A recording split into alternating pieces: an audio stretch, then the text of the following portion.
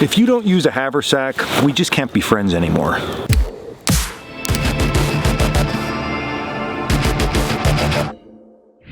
What's up guys, Dan here, Coalcracker. So listen, I'll still be your friend. I'll let it slide because maybe you just don't know enough about haversacks. That's what we're going to talk about today.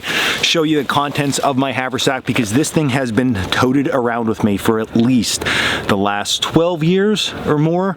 It is literally my go-to when I'm going out in the woods, and there's good reason for it. And that's what we're going to talk about today. Show you the contents and just have a fun time out here. All right, so when you first see a haversack, you think man purse, and it really is. It's a man purse. It's for dudes in the woods who are just absolutely awesome to carry their equipment along with them. This has been used since the Revolutionary War, even before. Originally, haversacks, all right, from Scotland and like England and places like that were used as oat bags. Farmers would carry these with their horses in order to feed the horse while they were out and about. And then from there, it turned into more of a personal thing, and soldiers and people on the frontier would carry these things for a few different reasons. Number one, it started out a lot, it went from that horse feed to human feed. They realized, hey, I can keep like my essentials in there, meaning like some eating utensils, a loaf of bread, or maybe some food, and carry that along. And then when the Revolutionary War came along, soldiers would take these and they put their personal items in them along with some ammunition and stuff that they needed in order to make their muskets fire. And then they just continued on from there. The military actually used haversacks, and then it turned into butt packs. Now we look at assault packs and backpacks. I think part of the reason, now with my little bit of research that I've done, and it's just a little bit, I think two things. Number one, the reason haversacks were so popular back in the early 1800s and moving forward was the fact that they were very simple for people to sew. You had to think that we didn't have mass manufacturing, so it was just simplistic for people to sew just a flip open bag. And the second part of it was simplicity. They weren't making backpacks then because they were just too complex, too many pieces when you just needed this. And then you would of course take a bedroll along with you, which we're going to do in an upcoming video, talk more about bedrolls. We haven't talked about them in a while and how useful they can be and just fun to camp with. But with the haversacks, they were originally heavy canvas, and then during the Revolutionary War and Civil War they started to put some tar or rubberized treatment over them, much like a gum blanket that we use today.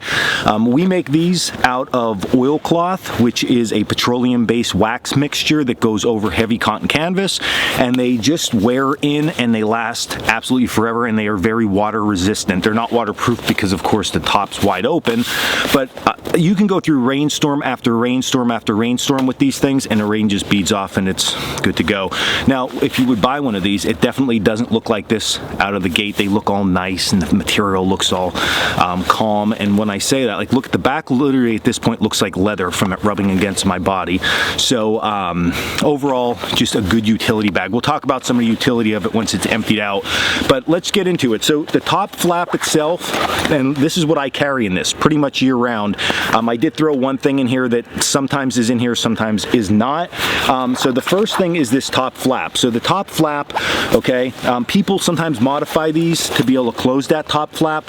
What we like about this top flap and what we use the most is when we have this laid down on the ground and I'm shaving or I'm carving, I can just pull this up a little bit and I can stick all of my shavings into this, give it a little squeeze like this and flip it over, and now everything's trapped there and I'm not getting the rest of my bag all filled up with anything. But again, different options there, right? You can stick bandanas and stuff like that in there. Now, moving downward, this is the one item that I don't always have in here. Sometimes I do, sometimes I don't, depending on the situation, but just a water bottle. And I wanted to do this because it also shows you size-wise what we're looking at here for the size of the haversack. And then we go in, I usually carry a bigger roll, okay, of twine, because I do a lot of projects out in the woods. So me having just extra rather than little hanks works out really, really well. Now, I sewed years ago when I first got this, a small little pouch in here, and I think this pouch was like the inside. Remember the inside of jeans? They had that little pocket. I think that was that, or khakis or something.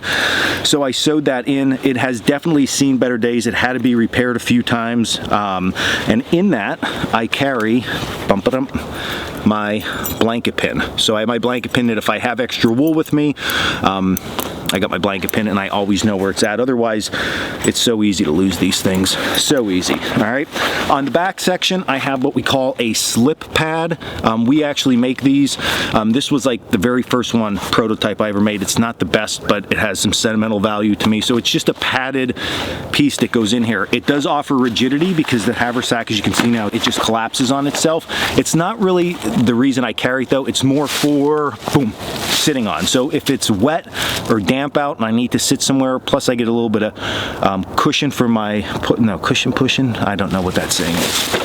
And then continuing inward for mine, I do have an accessory bag. Now the reason I have this is because I usually have this on. So if I want to get my accessories, I pull my small bag out. You're going to see it's small items. I don't have to dig inside here, and sometimes we use this bag for other items, which this is what we're going to talk about before we talk accessories. So first of all, these things fold down super, super small. So here you can see it just folded up. Like, look how small them things are. I mean, it's literally the size of my palm. So really small. You can tuck this away in a backpack, and when you need it, you can just deploy it and take it along with you. You don't have to worry about carrying your entire backpack out with you. Now, you can collect firewood with this, right? So you can stick all your smalls in here. You can stick, like if you're out collecting mushrooms or anything like that, any kind of foraging, you can stick all that stuff in here. And the fact that it is just a single pouch, all right, makes it really easy to clean out. So you could just flip it inside out and get all that stuff out of there. So it's not like there's all kind of inner compartments and stuff that it's going to be a hot mess. You just flip it inside out and you clean it out really nice and easy. So lots of different uses for it. Plus you can also, if you don't have it packed out all the time, you can sit on it. We also process a lot of material on these things because they're absolutely just bomb-proof. Now inside, in my small little roll-down pouch, a whole bunch of stuff, okay? No specific order. So first of all, you've seen in a recent video, I pulled out some of this stuff. Almost lost it there. I have just a piece of fat wood. Fat wood's a great fire starter. I can baton a little piece of this off, make some shavings, and I have fire almost immediately as long as I have a flame source. I also have just these little fire starters in a tin that we made in past videos, so I like to carry them. You can see it's a little bit fire heavy in here to start. Always have a lighter with you just in case of emergencies, and then I have my ferrocerium rod in here also. So lots of different ways to make fire in this kit.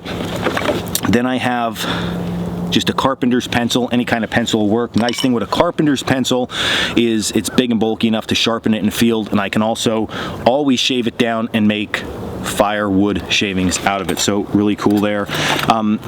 I have a spork spoon thing going on here. You got to have a spork spoon or a fork or a spoon or something in here because traditionally they always carried their utensils in their haversack. So just do it out of tradition. Next, I have just a pair of pliers. These are lineman pliers, but they're a little bit smaller than the average big lineman pliers. I don't even know where these came from. I think they're my grandfather's. I put a little lanyard on here. Good to go. You can never go wrong with pliers. Getting hot stuff out of fire, bending wire if you have, anything like that will work really well. A little awl that I blacksmithed the tip, and then this was just from a little spiker buck that I found. I took the antler off and then made it up really nice. So a little awl. Awls are super useful, as you all know from watching this channel. I have a case knife here. This is just a folding knife, 2 blades on it. Nothing wrong having a little backup carving knife on you. I have a little folding cup, so I'm sure you all remember these from being kids if you're like my age, right? You got them. They were plastic at that point and they would leak and they were terrible, but my instructor Sergio gave me this, so I carry it along with me because it's like the perfect size shot glass. So if people are going to have a little shot of whiskey, Coalcracker's on it. I don't know, so I'm just ready to go. So that's just a cool little thing. There's really no other purpose other than to drink a shot of whiskey out of it. And then I have a small little sewing kit. So this is some homemade buckskin, and when you unravel this, it's literally just a piece of buckskin just flattened out, and then there's some twine here, some needles, some safety pins. I literally just roll this thing back up and then I have just a leather piece of lacing on here that I just tie up. So it's like a needle roll in case I have to repair or sew or do any projects with needles and thread. And then I just have the bag itself. So as you can see, super simplistic, but gear that I can use when I'm out in the field to do some bushcrafting stuff and just to have a good time while I'm out here. But the main point of this that I wanted to show was their haversacks are super useful, and you can even make one at home if you want, because they're so simplistic. And then if you keep your gear set up the way I have mine, okay, small bag of accoutrements, your water bottle, and your twine, something like that, you can always pull that stuff out, and now you have just that empty satchel for when you need it and whatever you need it for. All right, so that's today's video, just a gear rundown, because we all love gear. I love gear, you love gear, my kid loves gear, everybody loves gear. Everybody, every single person. Gear is awesome. So I wanted to show it to all of you. So if you like this video, hit like and subscribe down below. You can also check us out at coalcrackerbushcraft.com for all our classes, our gear, and our blog. We do sell haversacks in, this is the black color. We also have it in brown and woodland camo. So lots of different options there. Check them out. And until next video, stay in the woods.